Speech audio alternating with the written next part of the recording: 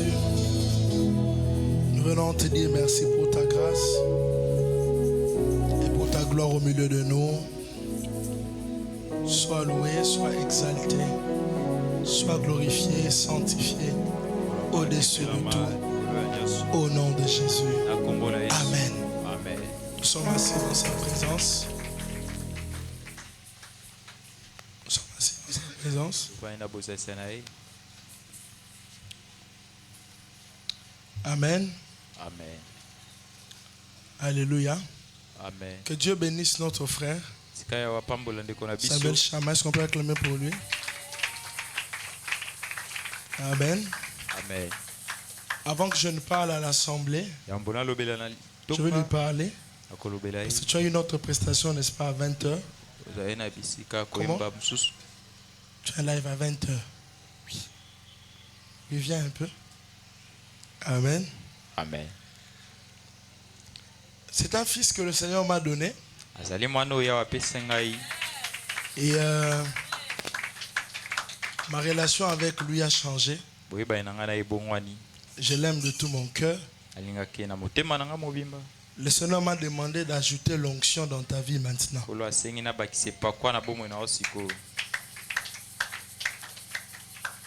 Comme vous le voyez ici, c'est lui le responsable de la chorale au mouvement de réveil.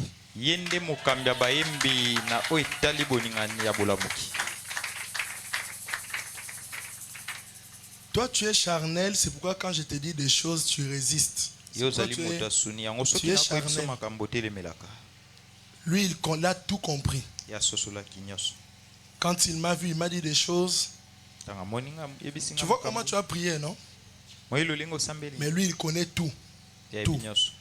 Il est assis avec moi 2 fois, il m'a compris. On est assis avec toi des années et des années. Tu ne me connais pas. Demain, quand tu vas le voir après de moi, ne t'énerve pas, parce que c'est un problème de révélation. J'ajoute l'onction dans ta vie maintenant. Vous m'avez vu, j'ai chanté. Je n'ai pas chanté. Il a tout fait. Regarde-toi quand tu modères, je chante. Parce que tu n'as pas l'onction. La bouteille d'eau.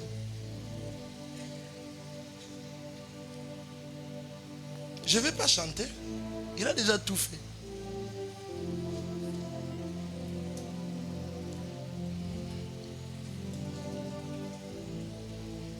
Il est fiancé. Je sais que tel qu'il est là, ce qui va se passer dans sa vie et au-delà de la pensée des hommes.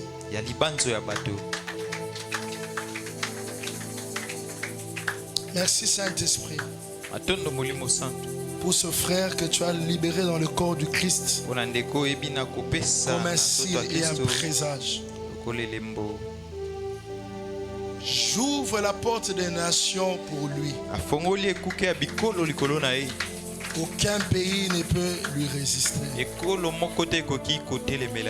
Je te donne des montants d'argent que tu n'as jamais touché. Même dans ta famille. Regarde-moi, homme de Dieu. Tu vois comme je suis là, je suis en train de voir sur ton père. Ton père s'est beaucoup battu pour sa vie financière. Le niveau que ton père désirait pour lui, il n'a pas eu ça. Tu seras riche autant de fois que tu voudras plus que ton père. Parce qu'il y a la richesse qui vient par le travail, mais il y a la richesse qui vient par la sémence. L'histoire de ta vie a changé. Au nom de Jésus. Amen. Acclamons Jésus. Pour lui, il est en train de partir. Nous devons le libérer. Il a un live. Il doit aller se reposer. Acclamons le Seigneur pour lui. Nous le bénissons. Gloire à Jésus. Gloire à Jésus. Agé, libère l'homme de Dieu qu'il parte pour qu'il prépare son live. Alléluia. Amen. Alléluia. Amen. 1 Timothée chapitre 1 verset 19. Nous sommes dans la première à Timothée.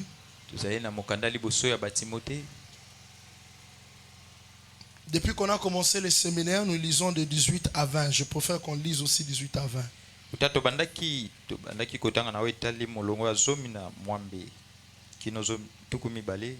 1 Timothée chapitre 1, 18 à 20. Je m'en vais lire au nom de Jésus. Amen. Le commandement que je t'adresse, Timothée, mon enfant, selon les prophéties faites précédemment à ton sujet, c'est que d'après elles, tu combattes le bon combat, en gardant la foi et une bonne conscience. Cette conscience, quelques-uns l'ont perdue et ils ont fait naufrage par rapport à la foi. De ces nombres sont hyménés et à l'exemple que j'ai livré à Satan, afin qu'ils apprennent à ne pas blasphémer. Amen. Amen. Ce soir, je vais enseigner sur le thème « L'enfer et le ciel existent ». Le ciel et l'enfer existent.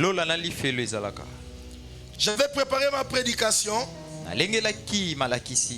J'avais ça dans mon bureau. Pendant que je lisais ma prédication, Satan a effacé ça. J'ai bien dit. J'ai préparé ma prédication. Vous savez, quand on est ici, il ne faut pas être extravagant. Dieu n'aime pas l'extravagance. J'avais dit hier, je ne peux jamais t'impressionner. Je n'ai rien à foutre. Je n'impressionne pas les gens. Je n'impressionne que Jésus. J'ai bien dit. J'ai préparé ma prédication. Je suis arrivé au bureau en train de lire ma prédication. Satan a effacé ma prédication.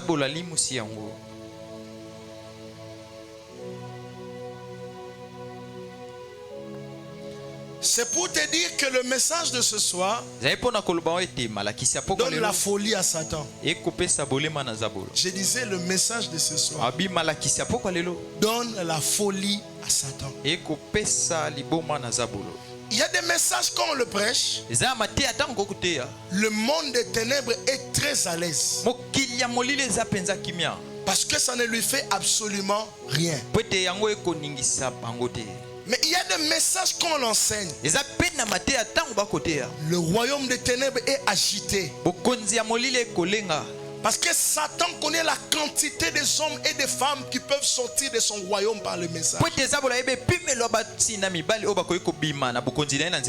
Alors que nous serons en train d'enseigner ce message, le commandement que je t'adresse, prends cette prédication. Mais s'il te plaît, change l'histoire de ta vie par cette prédication. Le ciel et l'enfer existent. La Bible nous montre dans 1 Timothée 1 verset 18 à 20. L'apôtre Paul parle à son fils bien-aimé nommé Timothée.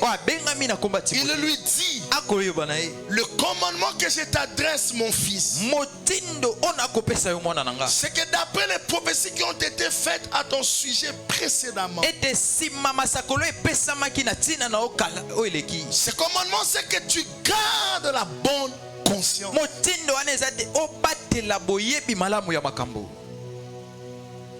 Ce commandement, c'est que tu gardes la bonne conscience. La bonne conscience, c'est quoi? J'ai dit la bonne conscience depuis hier et avant-hier. Ce sont des choses qui dirigent nos pensées, qui dirigent notre conduite. Lorsque Satan veut emmener le péché totalement dans la vie d'un homme, il y a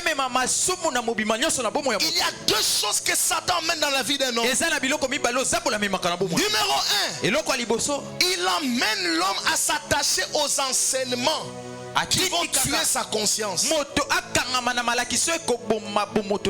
C'est là que vous allez entendre quelqu'un vous dire: Abraham avait 2 femmes, aujourd'hui nous on a une femme. Pourquoi?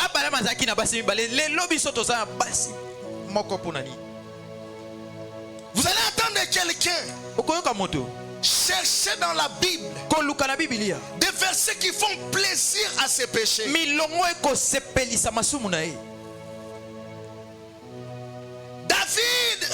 David était sorti avec la femme d'autrui. Pourquoi il était toujours resté roi? Moi aussi je peux tomber une fois. Dieu me pardonnera. Mais il posait la question à la Bible. Le péché de David a amené la mort dans la maison de David. Il est resté roi, mais la mort est entrée dans sa maison. On ne joue pas avec le péché. C'est un élément dangereux. Tu peux rester un roi qui est déjà mort. Tu peux rester un roi que tu as déjà rejeté. La royauté ne montre pas que tu es en accord avec Dieu. Au reste, dans la nouvelle alliance, la royauté est une chose que l'homme ne perdra pas. Il a fait de nous un royaume de sacrificateurs. On ne va pas perdre ça. Avoir l'argent ne montre en rien que Dieu est avec toi. Royaume de sacrificateurs. Sacrificateur et roi. Prophétiser ne montre en rien que Dieu est encore avec toi. Je leur dirai, retirez-vous de moi, serviteurs de l'iniquité, car je ne vous ai jamais connu. Quand Satan veut tuer la vie de quelqu'un, il lui donne les versets qui dit, il est écrit, ne vous enivrez pas du vin. On n'a pas dit ne buvez pas. C'est un païen.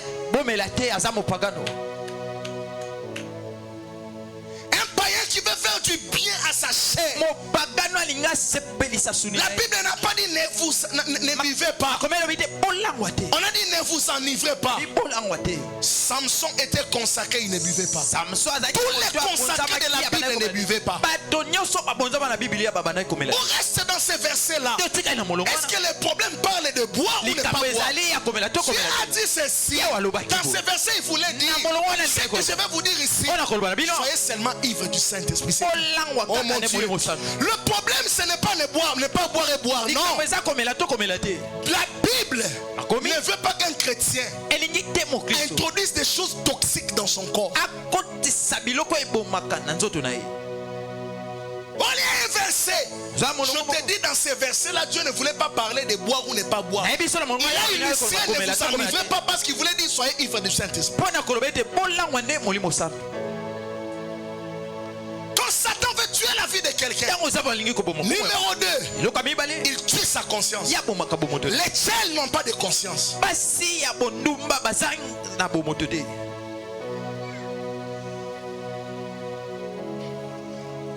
Les hommes qui servent Dieu, qui se plongent dans le péché, ils n'ont pas de conscience.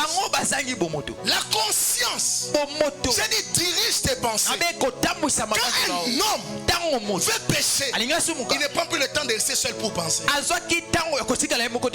prend plus le temps pour rester seul et penser. Les pécheurs aiment toujours être avec les gens. Pourquoi? S'il est seul, sa conscience lui parlait. Il ne veut pas l'écouter. Il va tuer la conscience. Le ciel, l'enfer existe.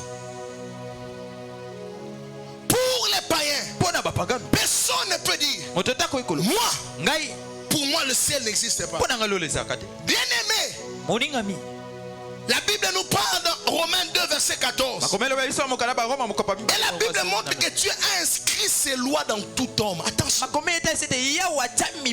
Aujourd'hui on va beaucoup lire la Bible. Romains 2 verset 14. Si Satan avait effacé le message, il sait lui-même. Il connaît. Tous les mal à l'aise. Romains 2 14. Bible. Quand les païens qui n'ont point la loi font naturellement ce que prescrit la loi. Oh mon Dieu. Peut-être ça en français, mais c'est en français. Quand les païens qui ne connaissent pas Dieu font les choses de Dieu, ils sont eux qui n'ont point la loi, une loi pour eux-mêmes. Ils montrent que l'œuvre de la loi est écrite dans leur cœur. Leur conscience en rendant témoignage. Donc même un païen a une conscience. Parce que le fils prodigue était en train de pécher là-bas. Mais la conscience est revenue. Qui lui avait enseigné? La conscience est présente. C'est quand on pense que la conscience ressuscite. Oh. La conscience est toujours présente. C'est quand on pense que la conscience ressuscite. Quand tu ne veux pas penser, la conscience est morte. Parce que la Bible dit il est revenu en lui-même. Donc il est revenu en lui-même. Leur conscience en rendant témoignage et leur pensée s'accusant ou se défendant tour à tour. C'est ce qui paraîtra au jour où, selon mon évangile, Dieu jugera par Jésus-Christ les actions secrètes des hommes. Je n'ai pas besoin, Dieu n'a pas aussi besoin que tu nous montres quoi que ce soit ici. Nous voulons que tu sois clean dans les secrets. C'est ça la vie chrétienne. Les actions secrètes. Oh, des gens qui mettent des vestes qui sont morts. Des gens qui s'habillent bien mais qui sont morts. Seigneur, moi je ne suis pas un mort et je ne veux pas l'être. Je ne veux pas mourir, Seigneur. Les actions secrètes. Ils montrent que l'œuvre de la loi est écrite dans leur cœur. Les païens. Quand on parle du cœur dans la Bible, c'est pas seulement le cœur, on parle aussi de l'âme. L'œuvre de la loi est dans leur âme. C'est pourquoi nous disons que l'âme est le centre des pensées. Frère, le païen, il a la loi de Dieu sans être chrétien dans son âme. La Bible dit, quand les païens qui n'ont pas la loi font naturellement ce que prescrit la loi, naturellement, ça veut dire sans que quelqu'un enseigne aux païens, c'est incroyable. C'est là que vous voyez des païens. Ils ne font pas des abominations que certains chrétiens font. Lui, il ne connaît pas Dieu. Il ne peut pas dire Dieu ne veut pas ça. C'est contre la morale. Un païen, mais lui il dit c'est contre la morale. Mais toi qui as la loi, miséricorde Seigneur sur nous. Pour les chrétiens, le chrétien a deux outils. Des outils qui doivent conduire leur vie. Numéro 1, la parole de Dieu. Josué 1:8. Que ce livre de la loi ne s'éloigne point de ta bouche. Médite le jour et nuit. Aujourd'hui, les gens sont en conflit avec les gens qui leur prêchent la vérité. Cet évangile ici de vérité, j'irai avec ça jusqu'au cimetière.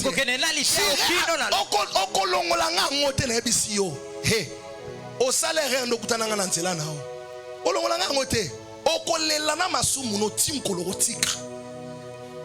l'évangile de vérité. Nous aujourd'hui on porte des vestes. Les Paul on les frappait pour cet évangile. Ils prêchent la vérité, les rois sont dérangés. Pourquoi on a tué Jean-Baptiste?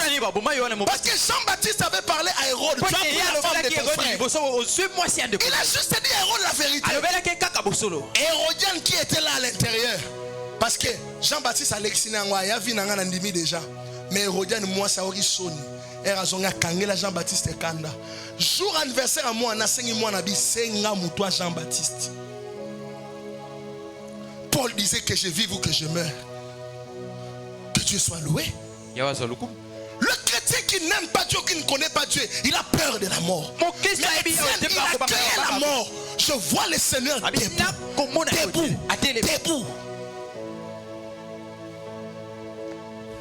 Parce que quand on s'apitoie sur ses péchés, on ne veut pas mourir. Oui. Quand on s'apitoie sur ses péchés, on ne veut pas mourir. La parole de Dieu. David a dit, je serre ta parole dans mon cœur afin de ne pas pécher contre toi. Des menteur. Vous êtes en réunion déjà avec le pasteur. Il te dit, frère, tu as fait ça. Frère, Jésus revient. Tu vas en enfer. Et j'ai dit hier ici, si tu ne veux pas avouer tes péchés, alors ne pêche pas. Si tu auras honte de tes péchés, ne pêche pas.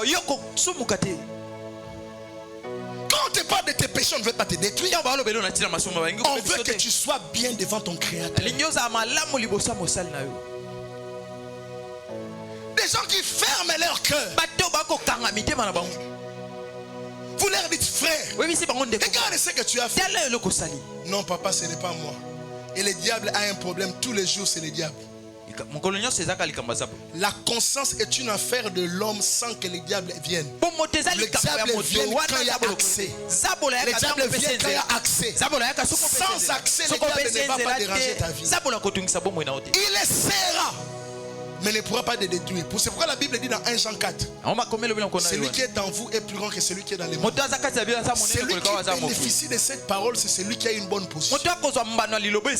Mais quand tu ouvres des portes, tu connaîtras que le diable est puissant. En d'autres termes, la puissance du diable, ce sont des portes.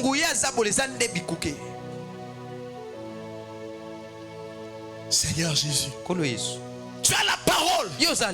David dit, je sers. Quel verset? Je sers ta parole dans mon cœur afin de ne pas pécher contre toi. Regardons-nous les chrétiens. Tu es seul dans la chambre. Regarde les choses que tu fais. Des choses que tu fais à tes pensées, des choses que tu fais à ton corps. Tu es seul.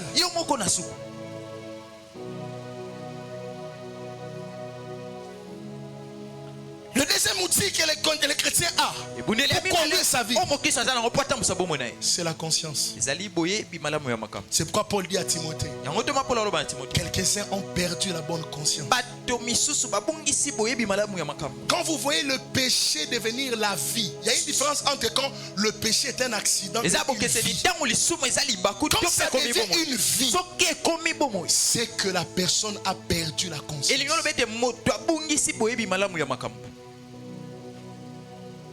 Dieu délivre, mais Dieu ne délivre pas des personnes qui disent Seigneur, pardonne-moi, alors qu'en eux ils gardent encore le désir d'aller encore pécher.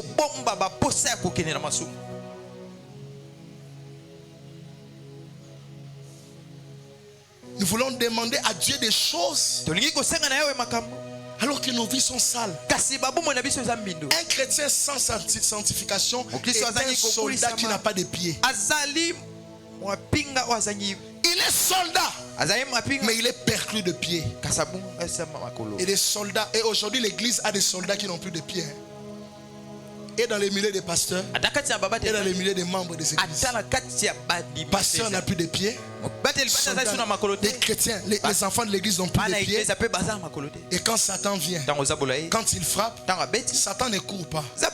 Il marche. Parce qu'il sait qu'il y a des handicapés là-bas. Personne ne saura le suivre. Incroyable. Des handicapés.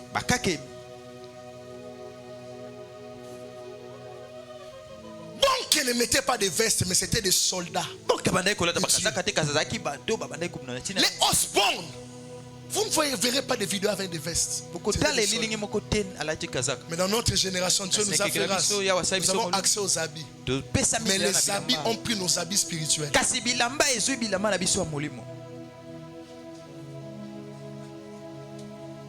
Nous menons de vie incroyable. À telle enseigne que quand on te parle de la sainteté, les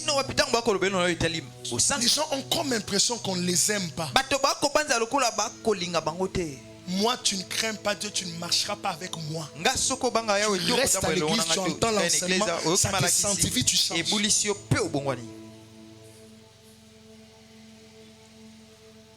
Tu ne peux pas marcher avec moi. Moi, je suis un soldat debout.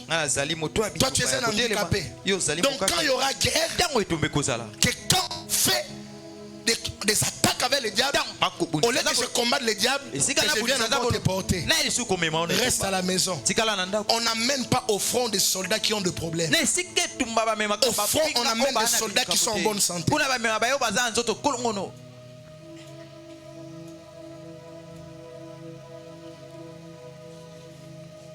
Laissez-moi vous parler dans quelques minutes sur le ciel. Jean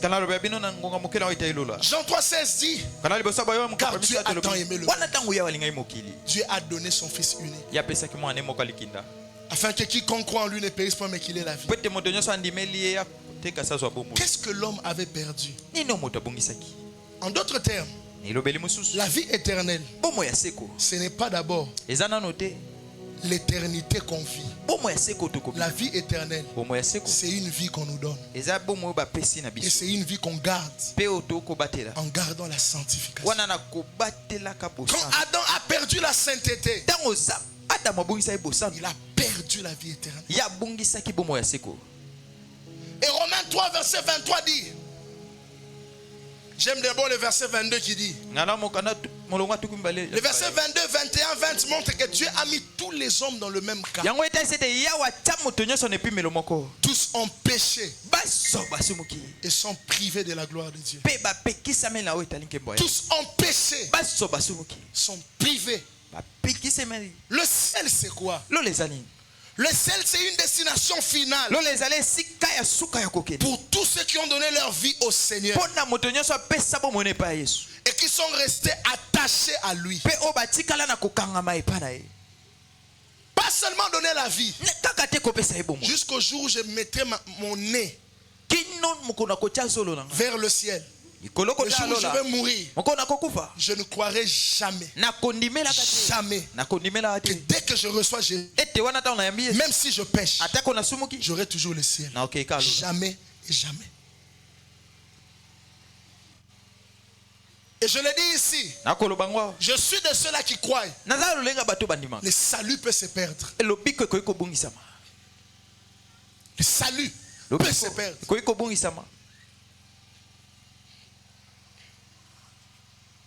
Et la Bible dit, il y a un verset qui l'explique dans Apocalypse 3, verset 5. À celui qui vaincra. À celui qui vaincra. À celui qui vaincra, il vaincra quoi? Celui qui restera attaché à la parole, à la vie de Dieu. Ce qui est bizarre, il n'y a aucun Américain qui peut se faire passer pour un Congolais. Mais les chrétiens se font passer pour des fils de ténèbres par leur vie chaque jour. Ce qui est bizarre, aucun Tanzanien, Namibien, Zambien ne peut changer la nationalité directement. Mais hier, il y avait quelqu'un qui avait la nationalité chrétienne.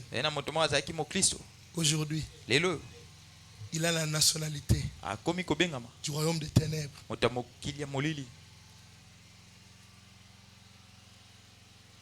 Par sa vie, la Bible dit à celui qui vaincra. Ça veut dire celui qui ira jusqu'au bout. Et le salut se conserve jusqu'au bout. C'est pourquoi vous allez voir, nous sommes des soldats de Christ. Un soldat, s'il faut qu'il meure, oh mon Dieu, pour les drapeaux, il va accepter de mourir. Il y a un mot qui explique ce qui se passe quand un soldat fuit les champs de bataille. C'est quoi vous voyez, on les arrête. Tu ne peux pas fuir. Mais les chrétiens, ils fuient les champs de bataille. Il y a des messages que tu écris aux gens, des choses qu'on ne peut même pas soupçonner sur toi. Mais bizarrement tu es dans ça. Bien habillé mais déshabillé dans le Seigneur. Seigneur, épargne-nous de ces choses. Une destination finale pour ceux-là qui ont donné leur vie à Jésus et qui sont restés attachés à lui. Le ciel, ce sont des décisions.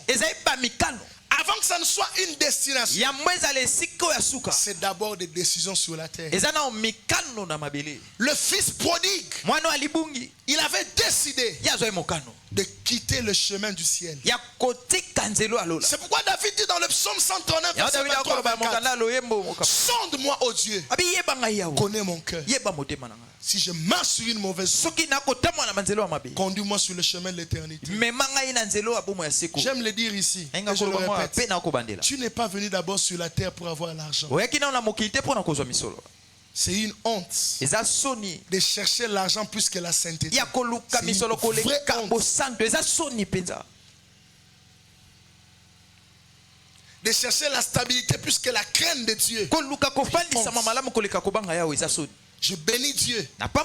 Aucun politicien que j'ai rencontré dans ma vie ne peut oser ouvrir sa bouche et dire que je suis un cupide. S'il dit ça, Dieu peut le tuer. Je ne joue pas. Oh, l'argent. J'aime le dire souvent. Je peux laisser des millions, des millions pour mon salut.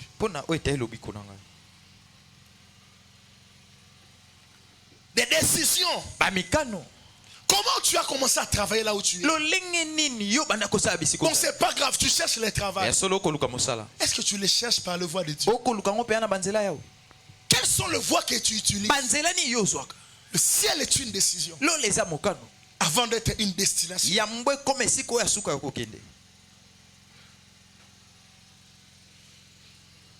Il y aura toujours des gens qui vont tenter ta foi.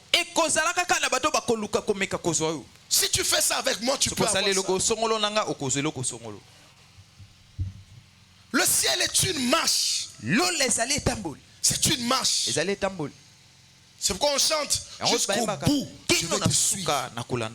C'est une marche. David a dit, conduis-moi sur le chemin. C'est un chemin qu'il faut prendre.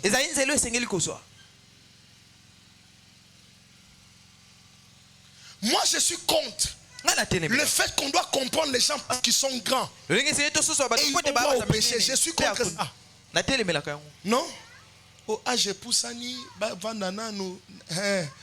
suis contre ça. Je suis contre ça.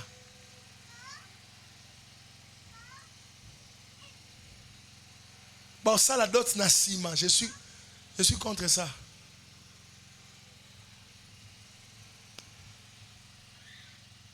Ce que les fils des ténèbres font, les fils de lumière ne peuvent. Lumière, c'est quoi? La lumière se fait voir par l'éclat. Et notre éclat, ce n'est pas nos dons. Nos dons, c'est quoi? Les choses qui attirent. Vous savez, hein? Je connais un peu ce qui est géologie et histoire de minerais. Un géologue ne peut pas déterminer un produit, une pierre, que c'est telle ou telle autre chose s'il n'a pas fait des études approfondies. Et des études approfondies, c'est quoi? Quand tu manifestes les dons, les gens viennent, ils s'approchent de toi, tu les attires. Mais quand ils se mettent près de toi, la vie qu'ils voient, c'est ça ton éclat. Il y a des ministères étoiles filantes et des ministères étoiles de Dieu. La Bible dit, ceux qui vont craindre le Seigneur au temps de la fin, ils brilleront comme des étoiles. Comme des étoiles. Et avec une étoile, vous ne pouvez, mon frère, si on est deux étoiles, on ne peut pas se combattre. Le ciel est tellement grand. Toi, tu as ta place. Moi, j'ai ma place. Chaque étoile a une place où elle se place. Et quand vous voyez même des chrétiens combattre pour des places, ils ont un problème de sainteté. Comme ils ont un problème de sainteté, ils ne peuvent pas être des étoiles qui peuvent avoir de place sur la terre. Amen.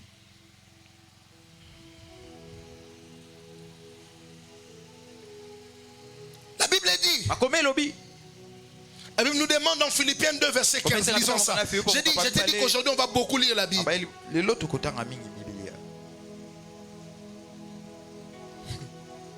Philippiens 2 verset 15. Nous on était des chrétiens, so bon à sanctification, bang anzambete, mute mano ezolela. Mais aujourd'hui, il y a des gens, ils sont à l'église. On leur dit, craignez Dieu. Ils entendent ça. Oh, ça, Tchangi. J'ai un ami qui venait me dire, mon cher, je me masturbe. Mais quand il me dit ça, moi si je me rends compte que je me masturbe, toi tu donnes même des conseils aux gens. Alors que toi tu es dans ces choses-là. Tu es un sorcier.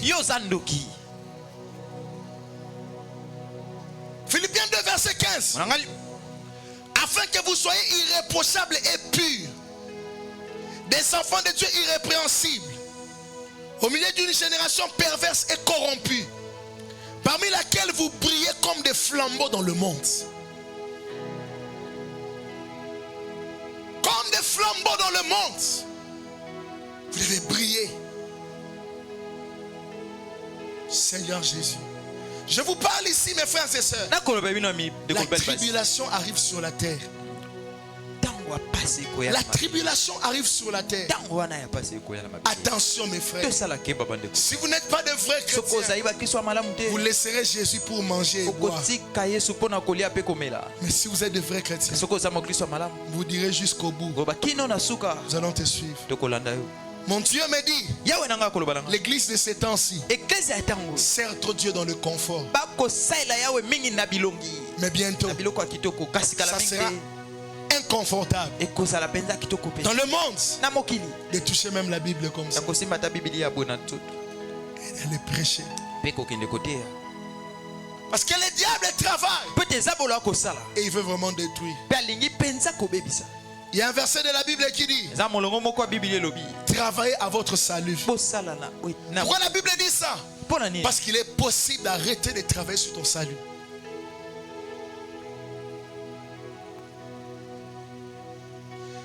Il y a des moments où je te parle. Je viens, je te dis, mon frère, le secret c'est la crainte de Dieu. Tu sais que tu ne crains pas Dieu. Tu rentres à la maison. Tu restes dans ça. Tu reviens encore demain. Tu me salues. Bonsoir papa. Tu n'aimes pas ta vie. Je parlais avec toi. Aimons Jésus. Tu sais que tu n'aimes pas Dieu. Tu rentres à la maison. Tu continues. Tu reviens.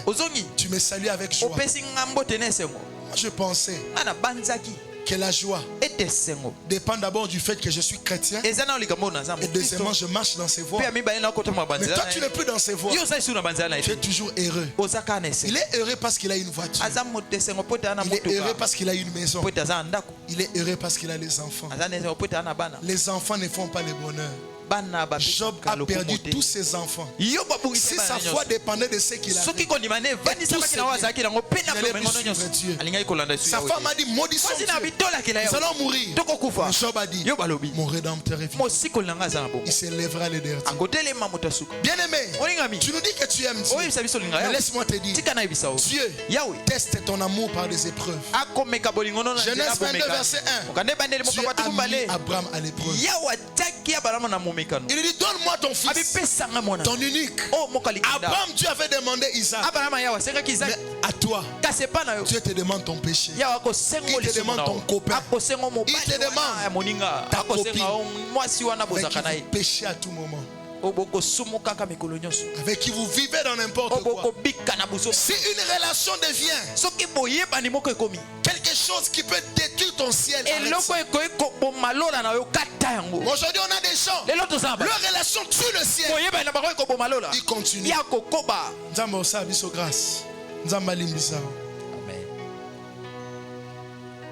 Vous avez dit la première fois Dieu nous fera grâce.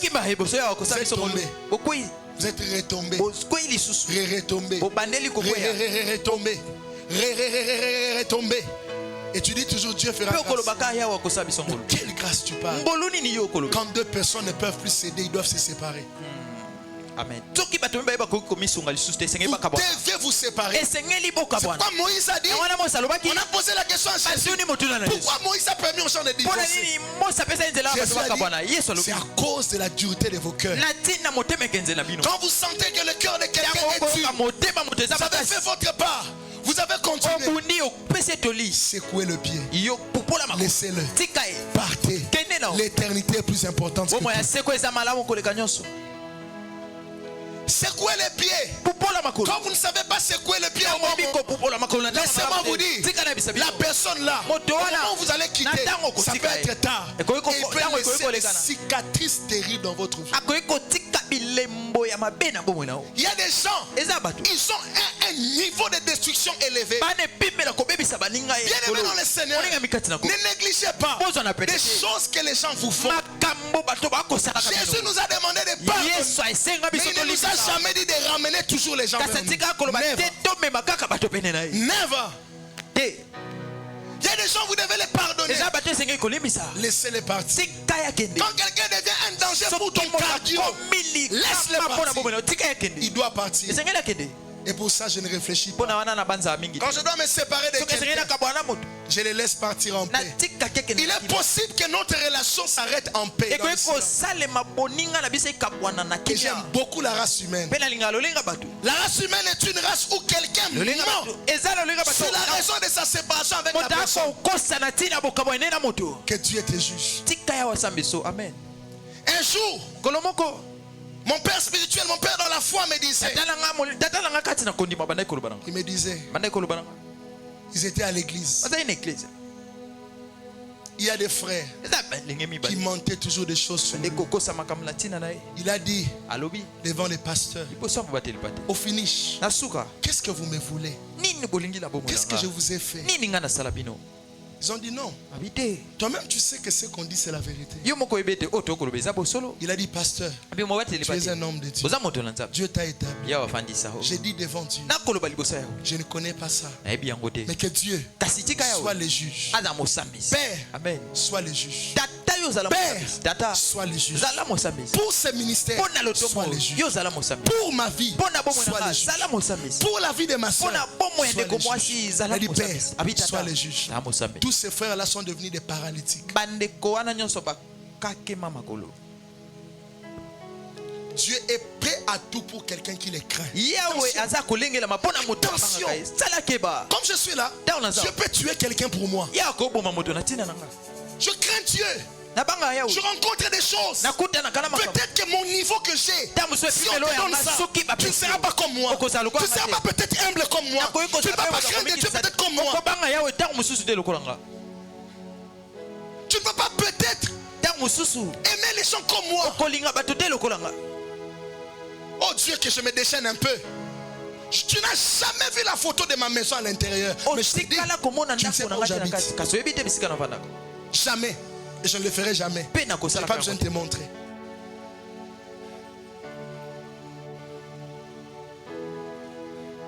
Mais je vois des gens mentir sur des relations humaines. Dieu juge. Tu es un juge, papa. Juge.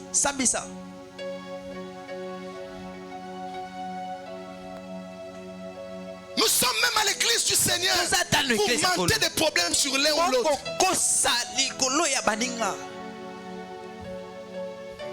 Même comme on est à l'église, si je n'ai pas encore appelé la réunion, tu es encore sauvé dans tes mensonges.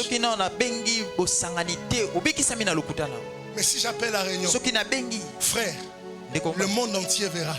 Ça veut dire toute l'église verra que tu avais réellement menti. Un jour le prophète Alexis, mon père spirituel qui est dans la gloire, a dit à un frère de l'église, Dieu m'a montré que tu prends la bière entre les deux. Quelqu'un qui prend vraiment la bière va chercher d'autres personnes. Ils disent, papa devant Bino. Papa ebisinga kenzamba lakisa na mela masanga. Papa nzamba lakso lukuta na mela masanga te. Prophète alobi na lingande boy. Masanga elakso ko melaka e. Et un jour, alors qu'il était ivre, il est venu. Il a introduit sa tête dans des fils barbelés.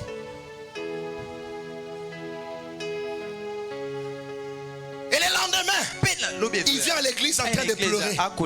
Dieu est un Dieu d'amour, mais Dieu aussi juge. Attention. Amen. La Bible a dit, il est lent à la colère mais riche en bonté. Tu sers avec nous. Tu as une double vie. Nous n'en avons pas besoin dans cette église. Nous ne voulons pas de ça. Nous voulons des gens qui ont une seule vie, qui appellent la gloire et la gloire des gens. L'onction L'onction n'appartient pas aux pasteurs, aux prophètes, aux docteurs, aux apôtres, aux évangélistes. L'onction appartient à tout chrétien consacré. Tout chrétien consacré. Il a droit à l'onction. Venons à l'église du Seigneur. L'église. L'église a atteint un niveau d'hypocrisie incroyable. Dans les chefs des hommes d'église, l'hypocrisie est incroyable. Dans les chefs des ouvriers, l'hypocrisie est incroyable. Et les gens se plaisent dans ça.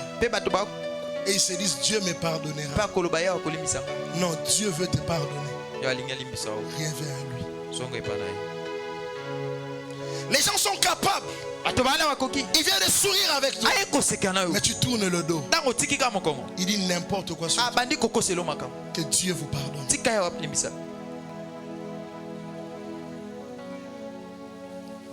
Le ciel, ça s'est fait voir par notre conduite. Comment je me conduis? Je clôture en vous disant quelque chose sur l'enfer. Luc chapitre 15 verset 11 à 32, ça on va pas lire.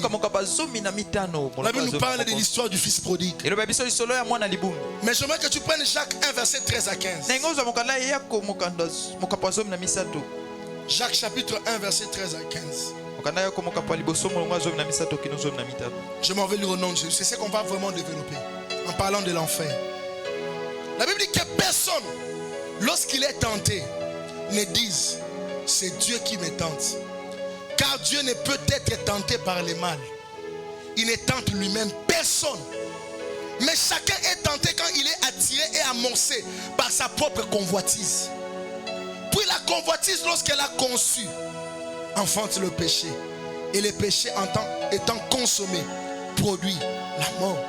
Chacun est en train de révéler quelque chose ici. Laissez-moi vous dire une chose. Avant que je ne vous explique ce texte ici. L'enfer est une destination. Pour les gens qui ont dit clairement qu'ils appartiennent à Satan. Numéro 2. L'enfer est une destination. Pour ceux qui ont eu le salut mais qui n'ont pas persévéré. Je m'étonne souvent de voir les chrétiens défendre, je suis déjà sauvé. Je dirais nulle part, même si je tombe. J'aime souvent cette histoire dans la Bible. Parce que c'est l'histoire de ce roi qui a appelé une fête. La Bible nous montre un roi qui a fait appel à une fête. Il a organisé une fête. Il a organisé la fête pour son enfant. Il a appelé les invités. Les invités qui étaient appelés, ils ont refusé de venir. Tu connais cette chanson avec les invités? Et ça lui passe dans la fête. C'est l'image des premières personnes auprès de qui Jésus était parti. Les Juifs.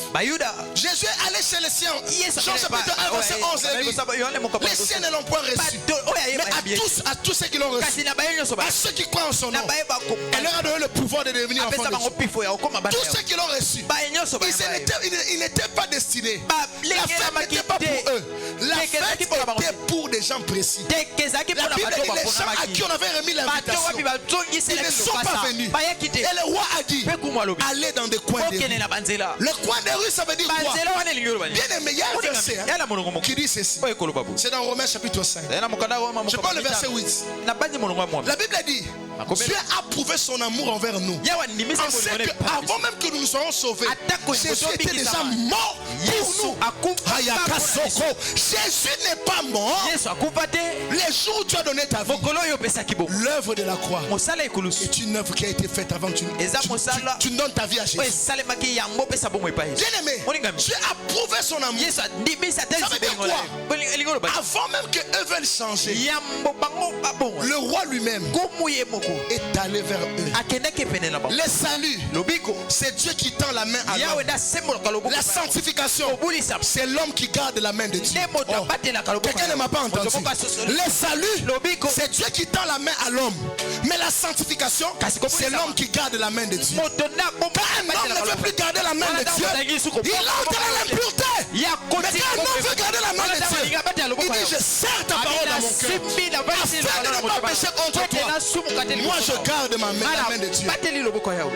Dieu, sa main est venue quand il m'a sauvé. Mais sa main reste dans ma vie. Quand je veux rester dans ses voies. Les gens chassent Dieu par leur vie. Et ces gens-là qui étaient invités à la fête, lorsqu'ils entrent à la fête, le roi dit à un homme, mon ami, où est ton habit? Roi, tu les as appelés. Ils ne savaient même pas. Pourquoi tu demandes des habits? Le roi me répond, je leur avais donné des habits à l'entrée. Pourquoi le roi n'a pas voulu qu'ils viennent même avec leurs beaux habits qu'ils ont à la maison? Si tu dis amen, je t'ouvre la révélation. Parce qu'en fait, même tes beaux habits ne te rendent pas agréable devant le roi. Maintenant les habits là c'est quoi? C'est ce que la Bible dit. Votre sainteté est comme des habits souillés. Comme des habits souillés. Donc même s'ils venaient avec des beaux habits, ils étaient toujours souillés. Parce que la sanctification dont Dieu parle là, ce n'est pas la sanctification des habits ou même de tous les jours. C'est la sanctification de la nature. L'homme était impur par nature. Dieu devait le sauver par nature.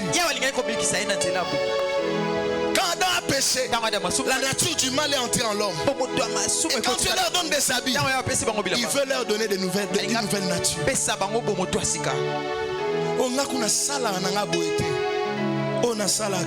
Ça c'est la loi qui parle. C'est pourquoi Dieu nous sauve. Il nous sauve pour enlever la nature pécheresse, mettre la nature sainte en nous. Parce que la puissance du péché c'est la nature, ce n'est pas les actes. Le péché est puissant quand la nature de Dieu n'est pas en toi. Mais quand la nature de Dieu vient en toi, le péché fuit. La sainteté devient possible. Seigneur, moi j'ai une question à te poser. Est-ce que les pierres étaient différents que nous? Ou ils t'ont juste aimé? Parce qu'aujourd'hui quand on regarde, on a comme impression, je n'ai rien avec les hommes de Dieu de ce temps. Moi-même je suis homme de Dieu de ce temps. Mais mes frères, les pères, les bishops, chers hommes de Dieu, on a un problème. Nous n'aimons pas Dieu. Dieu a pourvu la même sainteté qu'il a mis en Pierre, c'est la même qu'il a mis en moi et toi. Mais bizarrement, toi tu veux la main de Dieu, mais tu ne veux pas serrer la main de Dieu. L'enfer existe. À telle enseigne que les chrétiens aiment la prophétie plus que la vie de Dieu. C'est pourquoi j'ai fait des temps où je ne prophétise pas parce que je n'ai pas de message, parce que je ne veux pas entretenir les mal en toi par l'excitation. La prophétie c'est le monde de l'excitation. Avance prophète, ça t'excite. Même quand tu es pécheur, ça t'excite. Et quand on te dit change, quand tu es pécheur, ça te change.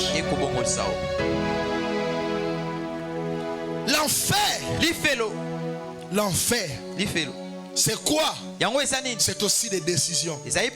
Le fils prodigue s'est introduit dans l'enfer par la décision. Quelle décision avait-il pris? Il a déclaré, Père, donne-moi la part de mon héritage. Des enfants qui blessent à la maison, des enfants qui blessent à l'église. Quand on craint Dieu, il y a des choses qu'on ne dit pas à son papa. Quand on craint Dieu, il y a des choses qu'on ne dit pas à son pasteur. Moi j'ai compassion pour des gens quand c'est l'envoûtement. Mais quand c'est ton cœur, je te révèle ce jour-là, peut-être tu m'ignorais, je suis vraiment homme de Dieu. Peut-être tu voyais par la prophétie. Je te révèle maintenant une autre image de moi que tu ne connais pas. Je te donne 2 jours. Je mets quelque chose en toi pour que quand tu seras dans ça, que tu apprennes à craindre Dieu. Paul a dit dans le verset 20, il a dit ceci: de ce nombre de gens qui ont laissé Dieu, Il y a Alexandre et Hyménée à qui j'ai livré à Satan. Oh, dans la nouvelle alliance, on ne livre pas les gens à Satan, on livre les gens à Satan. La personne qui a livré à Satan, c'était le prédicateur de la grâce, Paul. Oui. Oh, pasteur, ayez compassion, on a compassion. Mais quand l'église est en jeu, ah là on livre. On livre. Parce que Jésus est mort pour l'église. Oui. Paul dit de ces nombres-là. Quand tu veux laisser Dieu pour toi, oh, ça n'engage que toi. Mais quand tu laisses Dieu et tu veux prendre les autres, on protège les autres, nous on te livre toi. C'est ça la parole.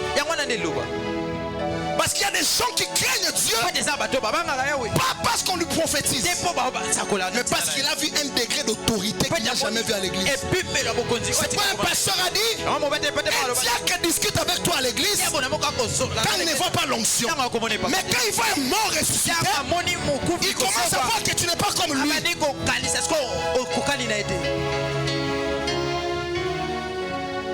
Il voit des choses bizarres. Il dit ça c'est un homme, mais il n'est pas comme moi.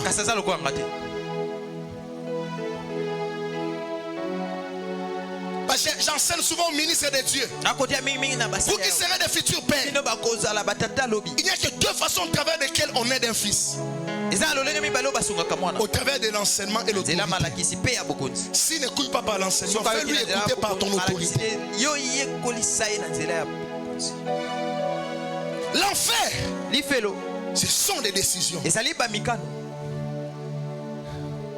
décisions. Des gens qui ont pris des décisions. Est-ce que dans ta Bible il est écrit que tu ne tueras point? Tu ne tueras point veut dire quoi? Si tu as appris tes péchés, ne montre pas ça aux autres. Vous voyez quelqu'un à l'église qui apprend ses péchés, il parle avec les autres. Maintenant écoute-moi. Il y a des gens à l'église qui veulent t'introduire dans le péché, mais en te parlant de leur péché comme s'ils avaient un combat.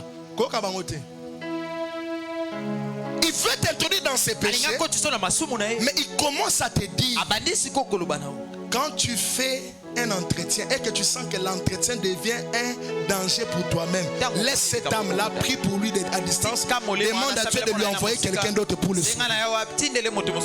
Pas toi. Parce que celui qui doit sauver ne doit pas lui-même disparaître ou périr en sauvant les autres. Jésus a péri parce qu'il devait ressusciter. Et en ressuscitant, il n'allait même plus rester sur la terre. Il allait rentrer à la droite de son Père.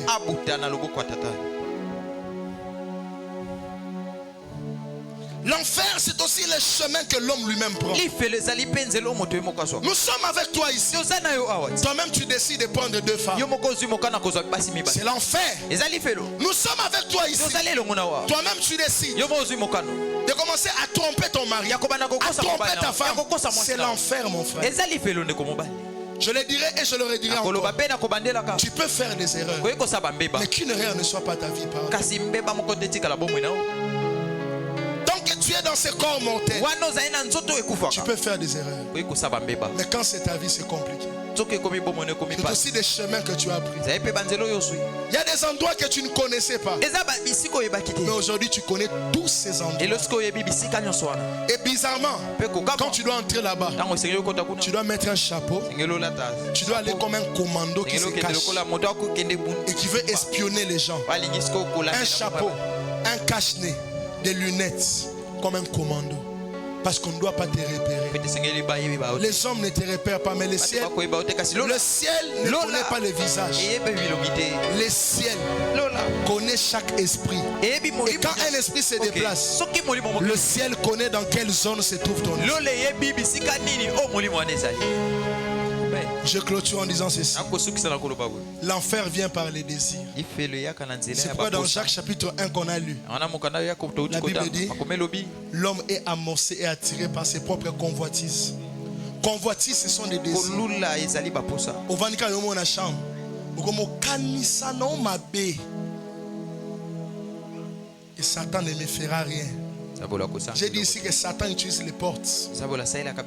Portes de la pensée. Tu penses mal. Tu parles avec quelqu'un, mais en parlant déjà avec lui, tu l'as déjà tué. Tu es déjà sorti avec lui. C'est pourquoi quand Jésus a parlé de l'adultère, il n'a pas dit non sortir. Non? Jésus dit c'est même pas sorti. Ce sont les pensées. Les convoitises. C'est le chemin de l'enfer. Nous sommes là.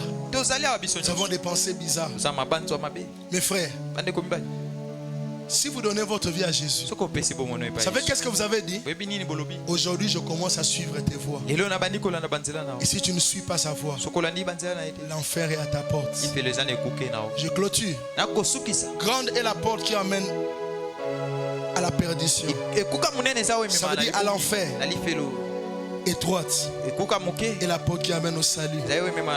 Étroite et resserrée, dit la Bible. Autrement, comme la porte du ciel est resserrée, il y a tellement mouki. Moutou fois mi kiti sa pa kota. Somme ta mi kiti site moya kote zate. L'homme doit se rabaisser pour entrer dans la porte du ciel parce que cette porte est étroite. Il doit se rabaisser par rapport à quoi? Se rabaisser, abandonner l'impudicité. Se rabaisser, abandonner ses histoires qu'il fait. Se rabaisser, abandonner ses pensées. Et dans la porte du ciel, nous ne sommes pas beaucoup. Et dans la porte de l'enfer, il y a beaucoup de gens. Qui vous a dit parce qu'ils sont nombreux, ils sont dans la vérité? Qui vous ont dit parce que tout le monde le fait et que Dieu est d'accord avec ça? Les choses de Dieu sont acceptées par un petit groupe. Mais les choses de Satan sont acceptées par un grand groupe. Que Dieu bénisse sa parole.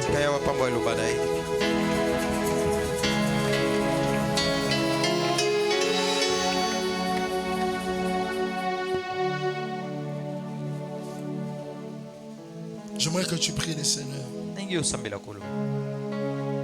Que tu pries pour ton cœur alors que l'officiel d'aujourd'hui est en train de monter. Prie pour ton cœur. Le ciel et l'enfer existent.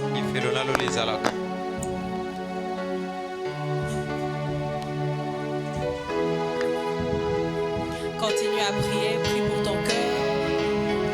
Demande au Seigneur de changer ton cœur ce soir. Là où ton cœur se penchait dans le mal, demande au Seigneur de faire revenir ton cœur dans la droiture, dans la vérité. Demande au Saint-Esprit de pouvoir te conduire ce soir. Demande au Saint-Esprit de pouvoir fermer la porte au diable. Demande au Saint-Esprit de pouvoir t'aider afin que tu fermes cet accès que tu as donné au diable pendant ce moment. Et prie le Seigneur, demande au Seigneur qu'à travers cette prédication, que le Seigneur change le cours de ta vie. Que le Seigneur change le cours de ta vie au travers de cette prédication. Alors prie le Seigneur, demande au Seigneur de changer ton cœur. Demande au Seigneur de changer ton cœur. Demande au Seigneur que tu ne puisses plus donner accès au diable. Que tu ne puisses plus donner accès au diable et que le diable ne puisse plus régner dans ta vie. Que le diable ne puisse plus régner dans tes pensées. Que le diable ne puisse plus régner dans ton cœur. Que le diable ne puisse plus régner dans ton comportement. Que le diable ne puisse plus régner dans ta vie dans le secret. Que seul Christ règne dans ta vie dans le secret. Que seul Christ règne dans ta vie dans le secret. Alors prie le Seigneur et un cœur repentant. Et un cœur repentant. Dis au Seigneur, Seigneur, je me laisse guider par toi ce soir. Éternel, à travers cette prédication, éternel, j'ai entendu, éternel, ce que tu as voulu me dire. J'ai entendu, Seigneur, ce que tu as voulu, éternel, et oh Dieu Tout-Puissant, me montrer, éternel Seigneur. Laisse que mon cœur, éternel, ce soir, reste attaché à toi. Que mon cœur, ce soir, éternel Dieu, reste attaché à toi comme jamais. Reste attaché à toi comme jamais. Seigneur, je te désire encore comme jamais. Je te désire encore comme jamais. Viens et règne. Viens et règne dans ma vie. Saint-Esprit de Dieu, je t'appelle ce soir. Que tu viennes régner dans ma vie. Saint-Esprit de Dieu, ce soir, je t'appelle encore dans ma vie. Que tu viennes régner. Que tu viennes régner. Que là où tu ne régnais pas, viens régner. Que là où j'avais abandonné des choses, que tu viennes régner. Que là où j'avais laissé la chair dominer, viens régner. Viens régner, Saint-Esprit de Dieu. Viens régner, Saint-Esprit. Saint-Esprit de Dieu, nous te rendons grâce, Seigneur. Nous te disons merci pour ta parole. Cette parole qui change, cette parole qui transforme, cette parole qui guérit, cette parole éternelle, Seigneur, qui nous aide, éternel Seigneur, de pouvoir nous améliorer tous les jours de notre vie. Je bénis ton nom pour ta parole de ce soir. Je bénis ton nom, Seigneur, pour éternel Seigneur, ton serviteur, qui a été un canal, éternel Seigneur, pour nous, ô Dieu Tout-Puissant. Je te rends grâce, Seigneur, toi qui vis et règnes à jamais, pour le siècle des siècles, Seigneur. Amen. Acclamons pour le Seigneur, acclamons pour sa parole, acclamons pour le Seigneur, acclamons Jésus, acclamons Jésus, acclamons Jésus.